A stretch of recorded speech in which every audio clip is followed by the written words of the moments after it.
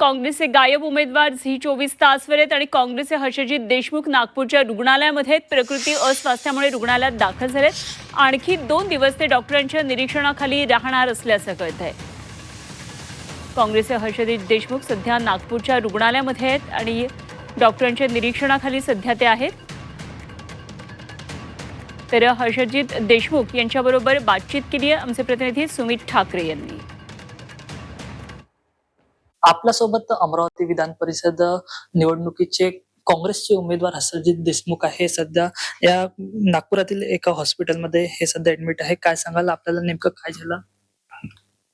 नेमकं म्हणजे मला 3-4 दिवसापासून थोडं अस्वस्थ आणि एक मानसिक तणाव होता.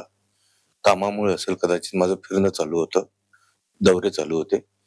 तर त्याच्यात जास्त वाढल्यामुळे मी नागपूरला आलो वापस आणि काल एकदम अस्वस्थता वाढली. छातीत दुखणं सुरू झालं, घाम फुटला आणि मला दम लागायला लागला. तर मी अमरावतीला निघालो होतो दौऱ्यासाठी. तर माझा जो काँग्रेसचा मित्र परिवार आहे, जे माझे सहकारी आहे, यांनी मला सांगितलं की नाही आपण पहिले हॉस्पिटलला जाऊ, चेकअप करू.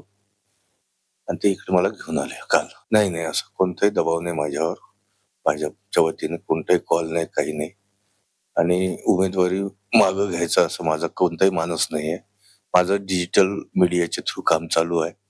लोकांशी फोनवर संपर्क माझे जे सहकारी आहे ते करत आहे आणि काही फ्लायर्स बनवले आहे ते व्हॉट्सअपला त्यांना पाठवत आहे.